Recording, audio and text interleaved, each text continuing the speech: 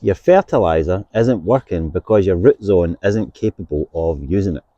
It's not actually the product itself, it's the chemistry below your feet. Now, reason one is soil temperature.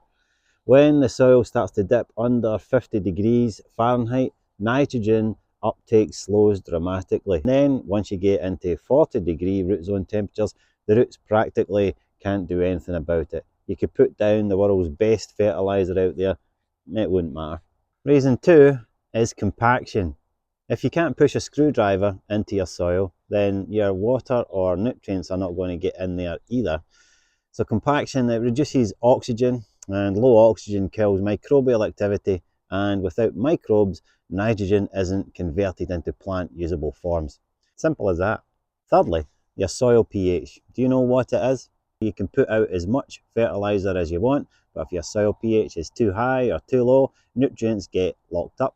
At a pH of between 7 and 8, iron and manganese, they get tied up basically instantly. That's why alkaline lawns go that yellowy colour. Iron is there, the plant, it just can't touch it. At a pH below 5.5, like calcium and magnesium become limited. Nitrogen conversion slows too. So your optimal pH is between 6 and 7.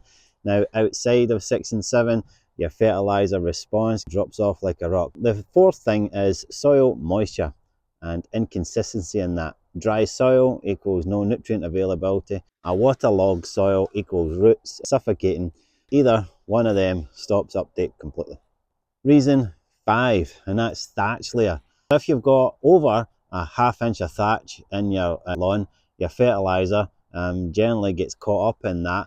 It never reaches the actual soil. So this is why golf course knowledge is kind of crucial. You take a golf course, for example, before we even think about putting fertilizer on the lawn, we think about pH, drainage, compaction, moisture, microbial activity, and soil temperature. Now, only after all of that, then we feed it.